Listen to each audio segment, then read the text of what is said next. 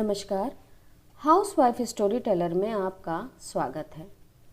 आज मैं प्रस्तुत हूँ आपके सामने मुंशी प्रेमचंद जी का उपन्यास वरदान लेकर। वरदान का तीसरा भाग। जैसा कि हम लोगों ने दूसरे भाग में सुना कि विरजन की शादी कमलाचरण से तय हो गई है और इस वजह से प्रताप काफ़ी दुखी है। प्रताप को सबसे ज़्यादा अगर किसी से कष्ट है तो वह है बेचारी सुशीला, विरजन की माँ, जिन्होंने विवाह तय किया है। प्रताप सुशीला को दुखी करने के लिए जब भी स्कूल से आता है तो कमलाचरण के संबंध में कोई ना कोई घटना अवश्य वर्णन करता है, जिससे कि सुशीला का मन दुखी हो जाता है। तो चलिए कहानी की आगे शुरुआत करते हैं। समय समय पर मुंशी संजीवन लाल ने भी कई बार प्रताप की कथाओं की पुष्टि की। कभी कमला हाट में बुलबुल उड़ाते मिल जाता तो कभी बुलबुल लड़ाते मिल जाता, कभी गुंडों के संग सिगरेट पीते, कभी पान चबाते तो कभी बेढंगेपन से घूमता हुआ दिखाई देता। मुंशी जी जब जमाता की यह दशा देखते तो घर आते ही स्त्री पर क्रोध निकालते। यह सब तुम्हारी ही करतूत है, तुम्ही ने कहा था घर वर दोनों अच्छे हैं, तुम ही रिझी हुई थी। उन्हें उस क्षण यह विचार ना होता कि जो दोषारोपण सुशीला पर है कम से कम मुझ पर भी उतना ही है। वह बेचारी तो घर में बंद रहती थी, उसे क्या ज्ञात था कि लड़का कैसा है। वह सामुद्रिक विद्या तो पढ़ी नहीं थी। उसके माता पिता को सभ्य देखा, उनकी कुलीनता और वैभव पर सहमत हो गई। पर मुंशी जी ने तो अकर्मण्यता और आलस्य के कारण छानबीन भी ना की।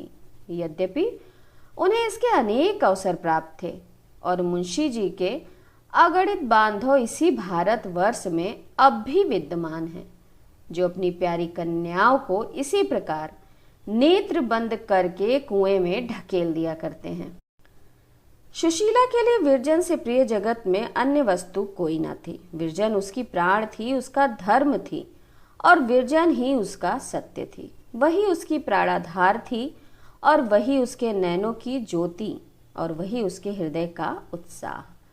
उसकी सर्वोच्च सांसारिक अभिलाषा यह थी कि मेरी प्यारी विरजन अच्छे घर जाए, उसके सास ससुर देवी देवता हों, उसके पति शिष्टता की मूर्ति और श्री रामचंद्र की भांति सुशील हों, उस पर कष्ट की छाया भी ना पड़े। उसने मर मर कर बड़ी मिन्नतों से यह पुत्री पाई थी और उसकी इच्छा थी कि इन रसीली नैनों वाली अपनी भोली भाली बाला को अपने मरण पर्यंत आंखों से अदृश्य ना होने दूंगी। अपने जमाता को भी यहीं बुलाकर अपने घर रखूंगी। जमाता मुझे माता कहेगा, मैं उसे लड़का समझूंगी। जिस हृदय में ऐसे मनोरथ हों उस पर ऐसी दारुण और हृदय विदारणी बातों का जो कुछ प्रभाव पड़ता है वह प्रकट है। हाँ हंत, दीना सुशीला के सारे मनोरथ मिट्टी में मिल गए। उसकी सारी आशाओं पर ओस पड़ गई। क्या सोचती थी और क्या हो गया। अपने मन को बार बार समझाती कि अभी क्या है, जब कमला सयाना हो जाएगा तो सब बुराइयां स्वयं त्याग देगा। पर एक निंदा का घाव भरने नहीं पाता था कि फिर कोई नवीन घटना सुनने में आ जाती। इसी प्रकार आघात पर आघात पड़ते गए।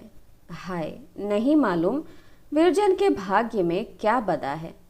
क्या यह गुड़ की मूर्ति, मेरे घर की दीप्ति, मेरे शरीर का प्राण इसी दुष्कृत्य मनुष्य के संग जीवन व्यतीत करेगी? क्या मेरी श्यामा इस गिद्ध के पाले पड़ेगी? यह सोचकर सुशीला रोने लगती और घंटों रोती रहती। पहले विरजन को कभी कभी डांट डपट भी दिया करती थी, परंतु अब भूल कर भी कोई बात ना कहती। उसका मुंह देखते ही उसे याद आ जाता।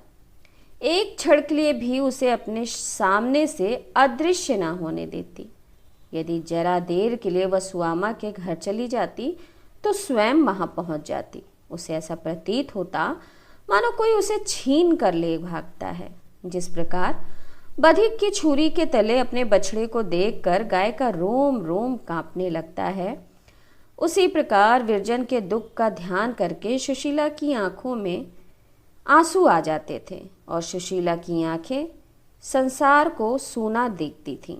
इन दिनों विरजन को पल भर के लिए नेत्रों से दूर करते उसे वह कष्ट और व्याकुलता होती जो चिड़ियों को घोंसले से बच्चे के खो जाने पर होती है। सुशीला एक तो यूं ही जीर्ण रोगिणी थी, उस पर भविष्य की असाध्य चिंता और जलन ने उसे और भी धुला दिया था। निंदाओं ने कलेजा छलनी कर दिया था। 6 मास भी बीतने न पाए थे कि उसे क्षय रोग हो गया। प्रथम तो कुछ दिनों तक साहस करके अपने दुख को छिपाती रही, परंतु कब तक। रोग बढ़ने लगा और वह शक्तिहीन हो गई। चारपाई से उठना कठिन हो गया। वैद्य और डॉक्टर औषधि करने लगे। विरजन और सुआमा दोनों दिन रात उसके पास बैठी रहती। विरजन एक पल के लिए भी उसकी दृष्टि से ओझल ना होती। उसे अपने निकट ना देखकर सुशीला बेसुध सी हो जाती और फूट फूट कर रोने लगती।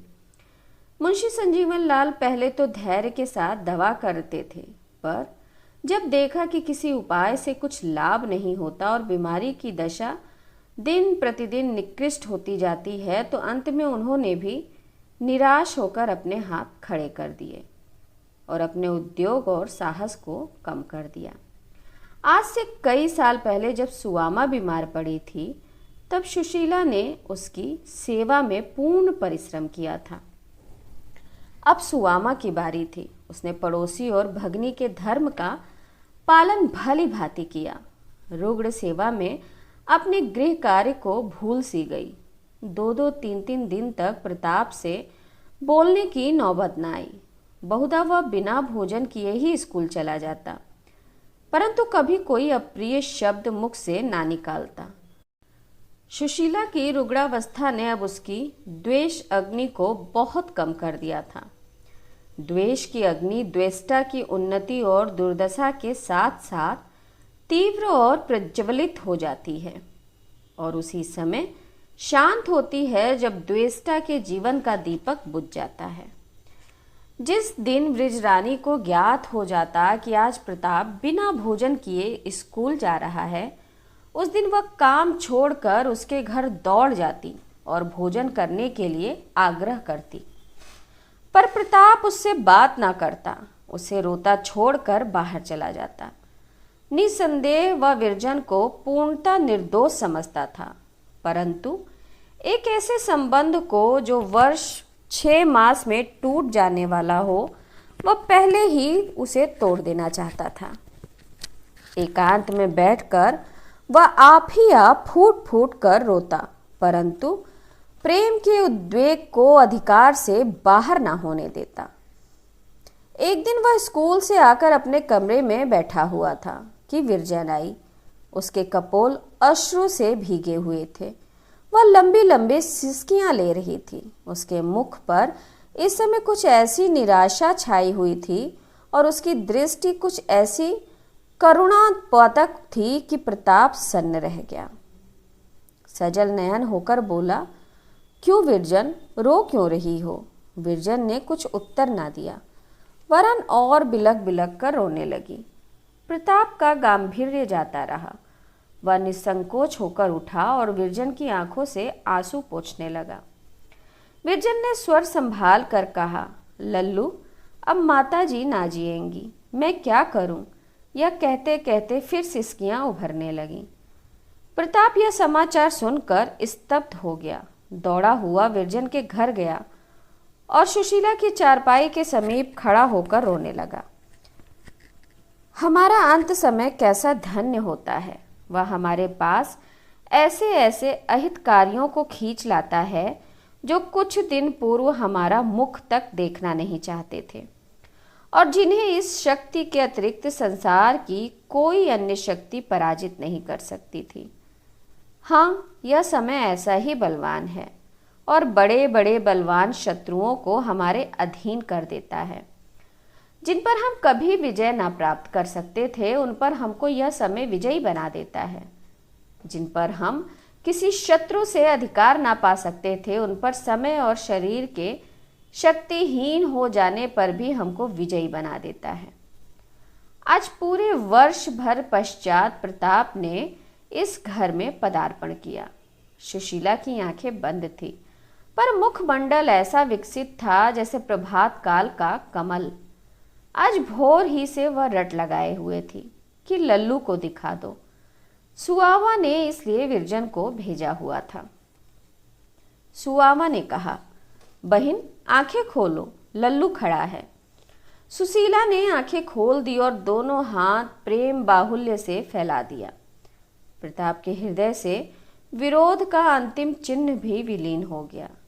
यदि ऐसे काल में भी कोई मत्सर का मैल रहने दे तो वह मनुष्य कहलाने का हकदार नहीं है। प्रताप सच्चे पुत्रत्व भाव से आगे बढ़ा और सुशीला के प्रेमांक में जा लिपटा। दोनों आधे घंटे तक रोते रहे। सुशीला उसे अपने दोनों बाहों में इस प्रकार दबाए हुए थी मानो वह कहीं भागा जा रहा है। वह इस समय अपने को सैकड़ों धिक्कार दे रहा था कि मैं ही इस दुखिया का प्राणहारी हूं। मैंने ही द्वेष दुरावेग के वशीभूत होकर इसे इस गति को पहुंचाया है। मैं ही इस प्रेम की मूर्ति का नाशक हूं। ज्यों ज्यों यह भावना उसके मन में उठती, उसकी आंखों से आंसू बहते। निदान सुशीला बोली, लल्लू अब मैं 2-1 दिन की और मेहमान हूँ। मेरा जो कुछ कहा सुना हो क्षमा कर दो। प्रताप का स्वर उसके वश में ना था, इसलिए उसने कुछ उत्तर ना दिया। सुशीला फिर बोली, ना जाने क्यों तुम मुझसे रुष्ट हो। तुम हमारे घर नहीं आते, हमसे बोलते नहीं, तुम हमें प्यार भी नहीं करते। जो तुम्हें प्यार करने को तरस तरस कर रह जाता है, पर तुम मेरी तनिक भी सुधि नहीं लेते। बताओ अपनी दुखिया चाची से क्यों रुष्ट हो। ईश्वर जानता है मैं तुमको सदा अपना लड़का समझती रही। तुम्हें देखकर मेरी छाती फूल उठती थी। यह कहते कहते निर्बलता के कारण उसकी बोली धीमी हो गई, जैसे क्षितिज के अथाह विस्तार में उड़ने वाले पक्षी की बोली प्रति क्षण मध्यम होती जाती है, यहाँ तक कि उसके शब्द का ध्यान मात्र शेष रह जाता है। इसी प्रकार सुशीला की बोली धीमी होते होते केवल साएं साएं रह गई। 3 दिन और बीते। सुशीला के जीने की अब कोई संभावना ना रही। तीनों दिन मुंशी संजीवन लाल उसके पास बैठे उसको सांत्वना देते रहे। वह तनिक देर के लिए भी वहां से किसी के लिए चले जाते तो वह व्याकुलता में पड़ जाती और रो रो कर कहने लगती, मुझे छोड़कर कहीं चले गए। उनको नेत्रों के सम्मुख देखकर भी उसे संतोष ना होता। रह रहकर उतावलेपन से उनका हाथ पकड़ लेती और निराशा भाव से कहती, मुझे छोड़कर कहीं चले तो नहीं जाओगे। मुंशी जी यद्यपि बड़े दृढ़ चित्त के मनुष्य थे, तथापि ऐसी बातें सुनकर आर्द्र नेत्र हो जाते थे। थोड़ी थोड़ी देर में सुशीला को मूर्छा सी आ जाती, फिर चौंकती तो इधर उधर भौचक्की सी देखने लगती। वे कहाँ गए, क्या छोड़कर चले गए? किसी किसी बार मूर्छा का इतना प्रकोप होता कि मुंशी जी बार बार यही कहते, मैं यही हूँ, घबराओ मत, पर उसे विश्वास न आता। उन्हीं की ओर ताकती और पूछती कि कहाँ हैं? यहाँ तो नहीं है, कहाँ चले गए? थोड़ी देर में जब चेत हो जाता तो चुप रह जाती और रोने लगती। तीनों दिन उसने विरजन, सुआमा, प्रताप एक की भी सुध ना ली। वे सबके सब हर घड़ी उसके पास खड़े रहते, पर ऐसा जान पड़ता था मानो वह मुंशी जी के अतिरिक्त और किसी को नहीं पहचानती है। जब विरजन बेचैन हो जाती और गले में हाथ डालकर रोने लगती तो वह तनिक आंख खोल देती और पूछती, कौन है विरजन? बस, और कुछ ना पूछती।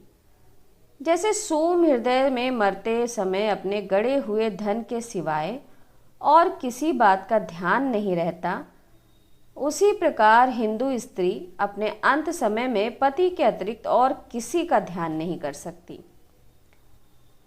कभी कभी सुशीला चौंक पड़ती और विस्मित होकर पूछती, अरे ये कौन खड़ा है, ये कौन भागा जा रहा है? उन्हें क्यों ले जाते हो?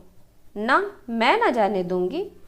यह कहकर मुंशी जी के दोनों हाथ पकड़ लेती, एक पल में जब होश आ जाता तो लज्जित होकर कहती, मैं सपना देख रही थी, जैसे कोई तुम्हें लिए जा रहा था। देखो तुम्हें हमारी सौं है, कहीं जाना नहीं, ना जाने कहाँ ले जाएगा, फिर तुम्हें कैसे देखूंगी। मुंशी जी का कलेजा मसोसने लगता। उसकी ओर अति करुणा भरी दृष्टि डालकर बोलते, नहीं मैं न जाऊंगा, तुम्हें छोड़कर कहाँ जाऊंगा। सुआमा उसकी दशा देखती और रोती हुई अब यह दीपक बुझना ही चाहा। अवस्था ने उसकी लज्जा दूर कर दी थी। मुंशी जी के सम्मुख घंटों मुंह खोले खड़ी रहती।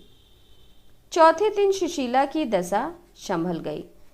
मुंशी जी को विश्वास हो गया बस यह अंतिम समय है, दीपक बुझने से पहले भभक उठता है। प्रातःकाल जब मुंह धोकर वह घर में आए तो सुशीला ने संकेत द्वारा उन्हें अपने पास बुलाया और कहा, मुझे अपने हाथ से थोड़ा सा पानी पिला दो। आज वह सचेत थी। उसने विरजन, प्रताप, सुआमा सबको भली भांति पहचाना। वह विरजन को बड़ी देर तक छाती से लगाए रोती रही। जब पानी भी पी चुकी तो सुआमा से बोली, बहन तनिक हमको उठाकर बैठा दो, स्वामी जी के चरण छू लूं। फिर न जाने कब इन चरणों के दर्शन होंगे। सुआमा ने रोते हुए अपने हाथों से सहारा देकर उसे तनिक उठा दिया। प्रताप और विरजन सामने खड़े थे। सुशीला ने मुंशी जी से कहा, मेरे समीप आ जाओ। मुंशी जी प्रेम और करुणा से विहल होकर उसके गले में लिपट गए और गदगद स्वर में बोले, घबराओ नहीं, ईश्वर चाहेगा तो तुम अच्छी हो जाओगी। सुशीला ने निराश भाव से कहा, हाँ आज अच्छी हो जाऊंगी, जरा अपने पैर बढ़ा दो, मैं माथे लगा लूं। मुंशी जी हिचकिचाते रहे। सुआमा रोते हुए बोली, पैर बढ़ा दीजिए, इनकी इच्छा पूरी हो जाए। तब मुंशी जी ने चरण बढ़ा दिए। सुशीला ने उन्हें दोनों हाथों से पकड़कर कई बार चूमा, फिर उन पर हाथ रखकर रोने लगी। थोड़ी ही देर में दोनों चरण उष्ण जल कड़ों से भीग गए। पतिव्रता स्त्री ने प्रेम की मोती पति के चरणों पर निछावर कर दिए।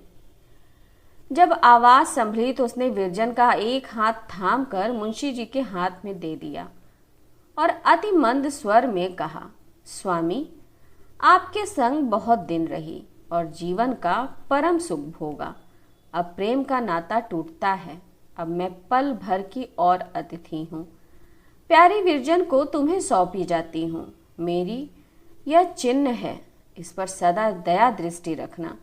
मेरे भाग्य में प्यारी पुत्री का सुख देखना नहीं बदा था। इसे मैंने कोई कटु वचन नहीं कहा, कभी कठोर दृष्टि से नहीं देखा। यह मेरे जीवन का फल है। ईश्वर के लिए तुम इसकी ओर से बेसुध ना हो जाना। यह कहते कहते हिचकियां बंध गईं और मूर्छा सी आ गई।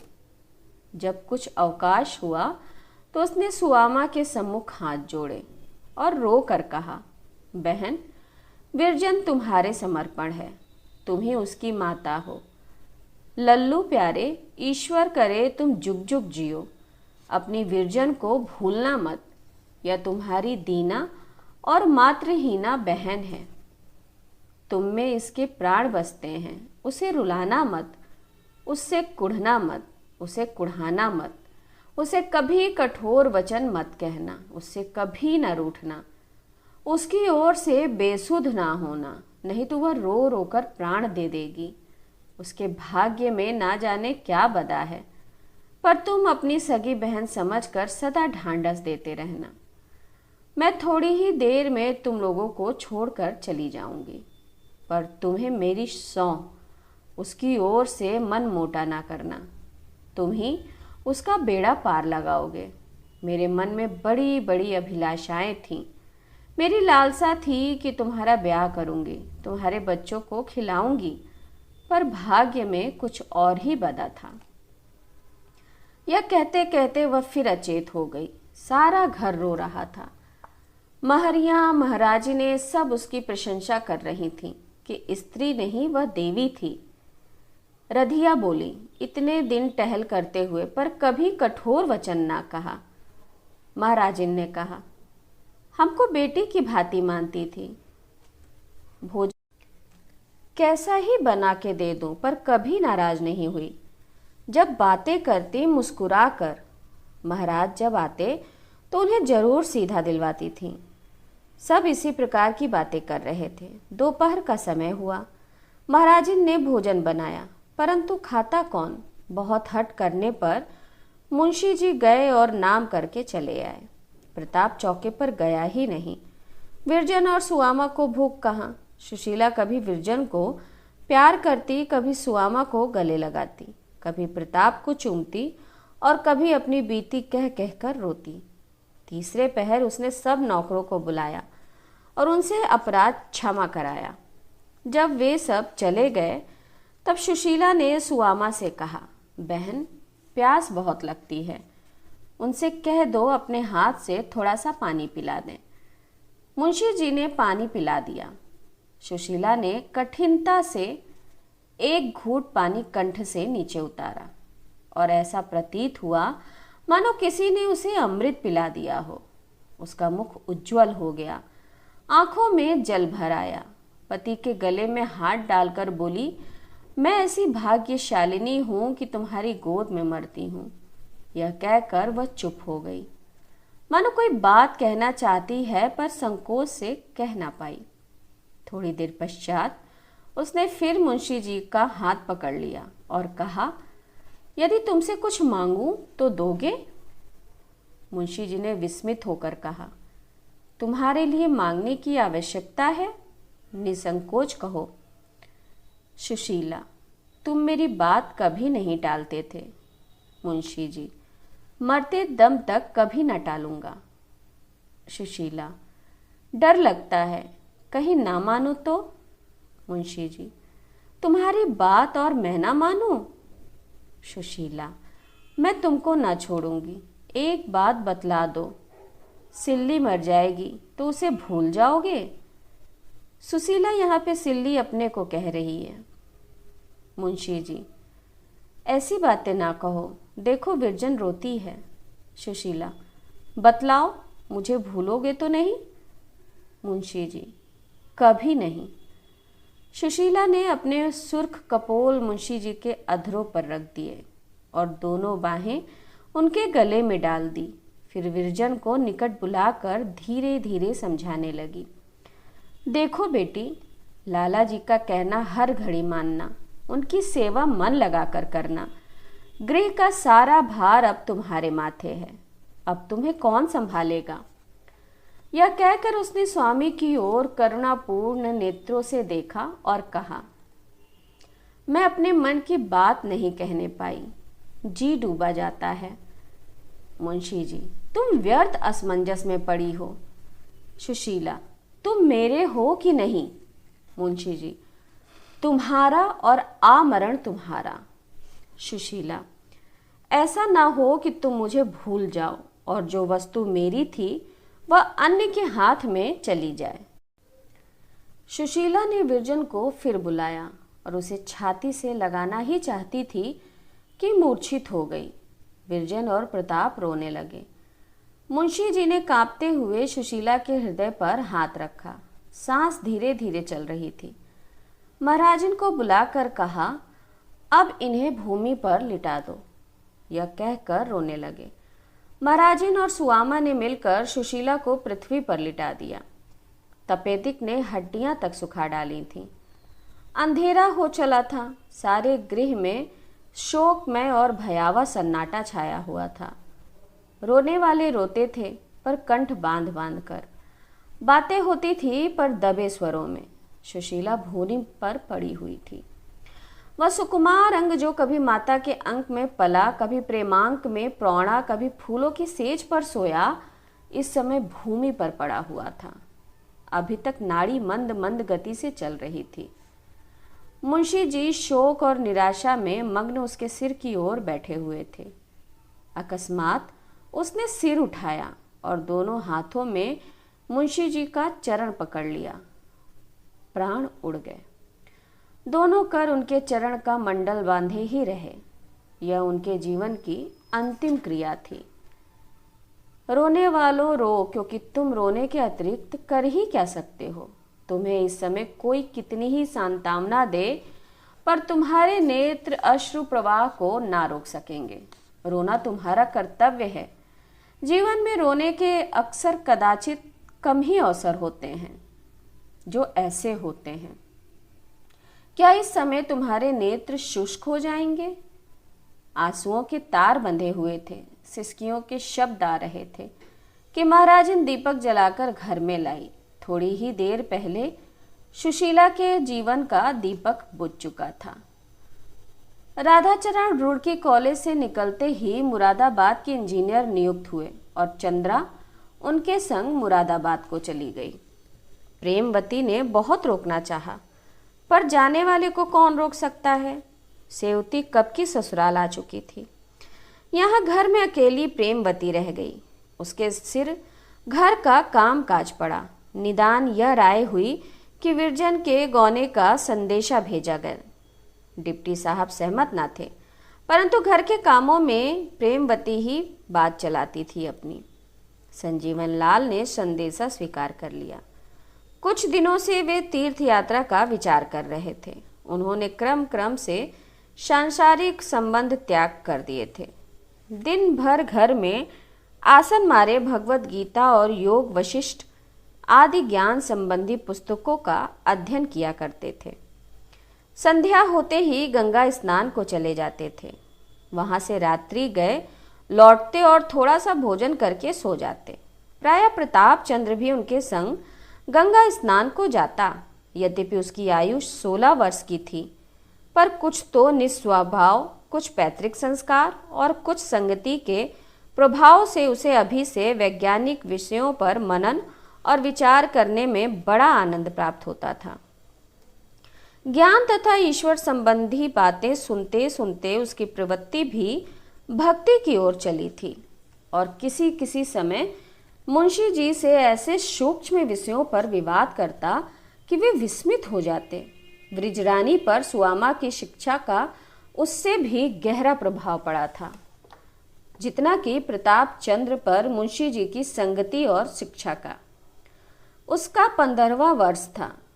इस आयु में नई उमंगें तरंगित होती हैं और चितवन में सरलता चंचलता की तरह मनोहर रसीलापन बरसने लगता है। परंतु ब्रिजरानी अभी वही भोली भाली बालिका थी। उसके मुख पर हृदय के पवित्र भाव झलकते थे और वार्तालाप में मनोहारिणी मधुरता उत्पन्न हो गई थी। प्रातःकाल उठती और सबसे प्रथम मुंशी जी का कमरा साफ करके उनके पूजा पाठ की सामग्री यथोचित रीति से रख देती। फिर रसोई घर के धंधे में लग जाती। दोपहर का समय उसके लिखने पढ़ने का था। सुआमा पर उसका जितना प्रेम और जितनी श्रद्धा थी उतनी अपनी माता पर भी ना रही होगी। उसकी इच्छा विरजन के लिए आज्ञा से कम ना थी। सुआमा की तो सम्मति थी कि अभी विदाई ना की जाए, पर मुंशी जी के हट से विदाई की तैयारियां होने लगीं। ज्यों ज्यों वह विपत्ति की घड़ी निकट आती, विरजन की व्याकुलता बढ़ती जाती थी। रात दिन रोया करती, कभी पिता के चरणों में पड़ती और कभी सुआमा के पदों में लिपट जाती। पर विवाहिता कन्या पराये घर की हो जाती है, उस पर किसी का क्या अधिकार। प्रताप चंद्र और विरजन कितने ही दिनों तक भाई बहन की भांति एक साथ रहे, पर जब विरजन की आंखें उसे देखते ही नीचे को झुक जाती थी, प्रताप की भी यही दशा थी। घर में बहुत कम आता था। आवश्यकतावश आया तो इस प्रकार दृष्टि नीचे किए हुए और सिमटे हुए मानो दुल्हन हो। उसकी दृष्टि में वह प्रेम रहस्य छिपा हुआ था, जिसे वह किसी मनुष्य, यहाँ तक कि विरजन पर भी प्रकट नहीं करना चाहता था। एक दिन संध्या का समय था। विदाई को केवल 3 दिन रह गए थे। प्रताप किसी काम से भीतर गया और अपने घर में लैंप जलाने लगा कि विरजन आ गई। उसका आंचल आंसुओं से भीगा हुआ था। उसने आज 2 वर्ष के अनंतर प्रताप की ओर सजल नेत्र से देखा और कहा, लल्लू, मुझसे कैसे सहा जाएगा। प्रताप के नेत्रों में आंसू न आए। उसका स्वर भारी ना हुआ। उसने सुदृढ़ भाव से कहा, ईश्वर तुम्हें धैर्य धारण करने की शक्ति देंगे। विरजन का सिर झुक गया, आंखें पृथ्वी में पड़ गईं और एक सिसकी ने हृदय वेदना की यह अगाध कथा वर्णन की जिसका होना वाणी द्वारा असंभव था। विदाई का दिन लड़कियों के लिए कितना शोकमय होता है। बचपन की सब सखियां, सहेलियां, माता पिता, भाई बंधु से नाता टूट जाता है। यह विचार कि मैं फिर भी इस घर में आ सकूंगी उसे तनिक भी संतोष नहीं देता। क्यों अब वह आएगी तो अतिथि भाव से आएगी। उन लोगों से विलग होना जिनके साथ जीवन उद्यान में खेलना और स्वातंत्र्य वाटिका में भ्रमण करना उपलब्ध हुआ हो, उसके हृदय को विदीर्ण कर देता है। आज से उसके सिर पर ऐसा भार पड़ता है जो आमरण उठाना पड़ेगा। विरजन का श्रृंगार किया जा रहा था। नाइन उसके हाथों व पैरों में मेहंदी रचा रही थी। कोई उसके बाल गूंथ रही थी, कोई जूड़े में सुगंध बसा रही थी। पर जिसके लिए ये तैयारियां हो रही थीं, वह भूमि पर मोती के दाने बिखेर रही थी।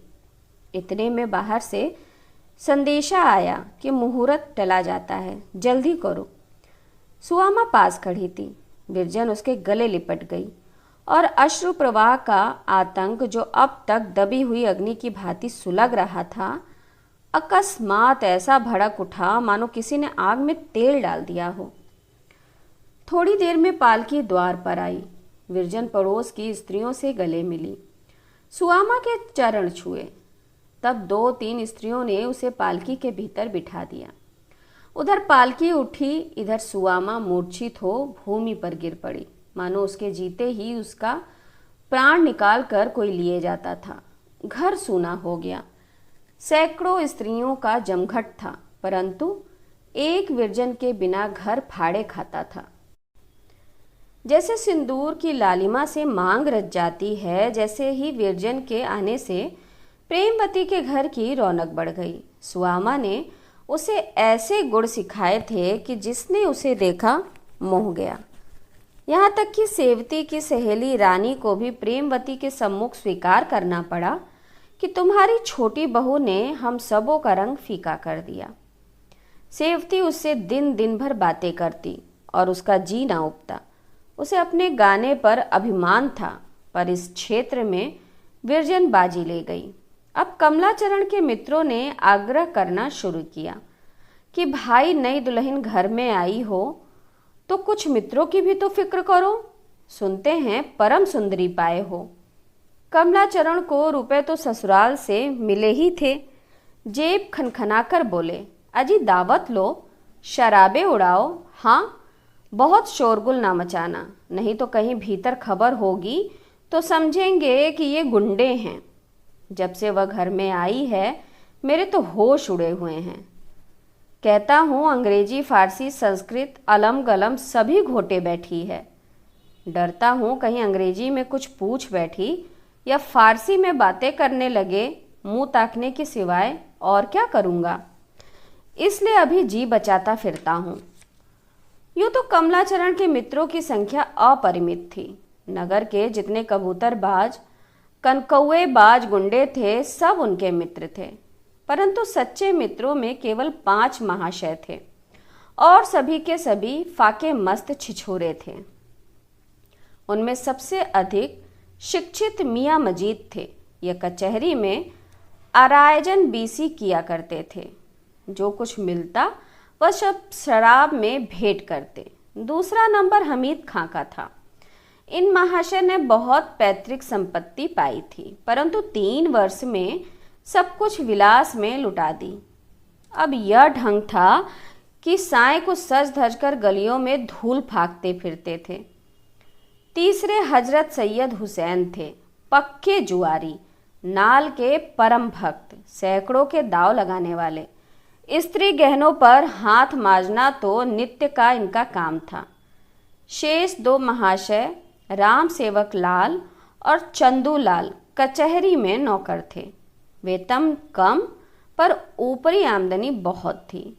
आधी सुरापान की भेंट करते, आधी भोग विलास में उड़ाते। घर में लोग भूखे मरे या भिक्षा मांगे, इन्हें केवल अपने सुख से काम था। सलाह तो हो चुकी थी। 8 बजे जब डिप्टी साहब लेटे तो ये 5 जने एकत्र हुए और शराब के दौर चलने लगे। 5 पीने में अभ्यस्त थे। अब नशे का रंग जमा, बहक बहक कर बातें करने लगे।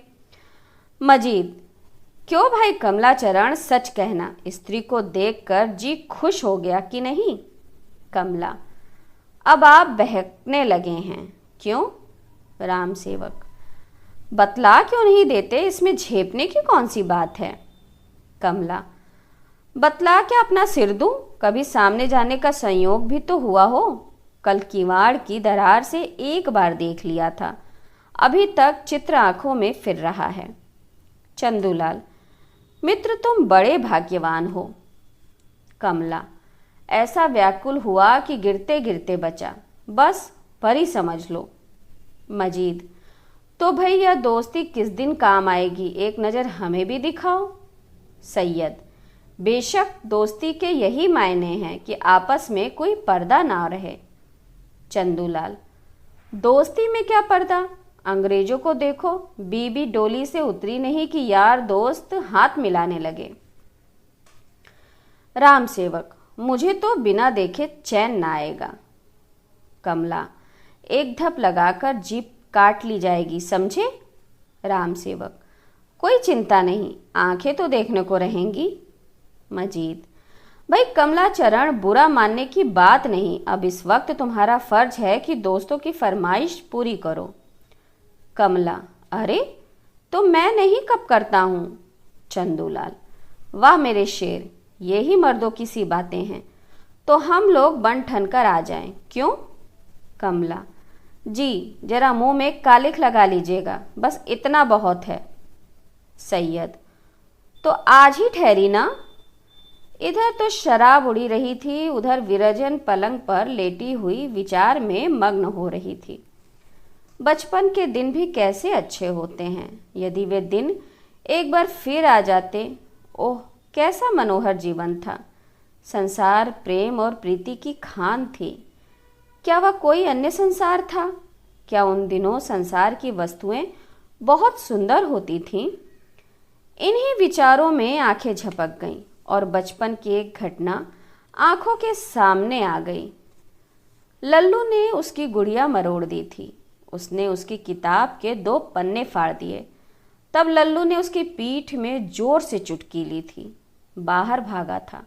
वह रोने लगी और लल्लू को कोस रही थी कि सुआमा उसका हाथ पकड़े आई और बोली, क्यों बेटी, इसने तुम्हें मारा है ना? यह बहुत मार मार कर भागता है। आज इसकी खबर लेती हूँ, देखूं कहाँ मारा है। लल्लू ने डबडबाई आंखों से विरजन की ओर देखा। तब विरजन ने मुस्कुरा कर कहा, मुझे इन्होंने नहीं मारा। इन्होंने कहाँ मारा है? ये मुझे कभी नहीं मारते। यह कहकर उसका हाथ पकड़ लिया, अपने हिस्से की मिठाई खिलाई और फिर दोनों मिलकर खेलने लगे। वह समय अब कहाँ। रात्रि अधिक बीत गई थी। अचानक विरजन को जान पड़ा कि कोई सामने वाली दीवार धमधमा रहा है। उसने कान लगाकर सुना। बराबर शब्द आ रहे थे, कभी रुक जाते फिर सुनाई देते। थोड़ी देर में मिट्टी गिरने लगी। डर के मारे विरजन के हाथ पांव फूलने लगे। कलेजा धक धक करने लगा। जी कड़ा करके उठी और महाराजिन को झिझोड़ने लगी। घिग्गी बंधी हुई थी। इतने में मिट्टी का एक बड़ा ढेला सामने गिरा। महाराजिन चौंक कर उठ बैठी। दोनों को विश्वास हुआ कि चोर आए हैं। महाराजिन चतुर स्त्री थी। समझी कि पहले चिल्लाऊंगी तो जाग हो जाएगी। उसने सुन रखा था कि चोर पहले सेंध में पाँव डालकर देखते हैं, तब आप घुसते हैं। उसने एक डंडा उठा लिया कि जब पैर डालेगा तो ऐसा तान कर मारूंगी कि टांग टूट जाएगी। पर चोर ने पाँव के स्थान पर सिर रख दिया। महाराजिन घात में थी। डंडा चला दिया। खटक की आवाज आई। चोर ने झट सिर खींच लिया और कहता हुआ सुनाई दिया, उफ, मार डाला, खोपड़ी झन्ना गई। फिर कई मनुष्यों के हंसने की ध्वनि आई और तत्पश्चात सन्नाटा हो गया। इतने में और लोग भी जाग पड़े और शेष रात्रि बातचीत में व्यतीत हुई। तो आज यहीं तक। इस उपन्यास का अगला भाग लेकर मैं आपके सामने फिर प्रस्तुत होंगी। नमस्कार। आप लोगों से विशेष अनुरोध कि मेरे चैनल को लाइक करिए, शेयर करिए और सब्सक्राइब करिए। नमस्ते।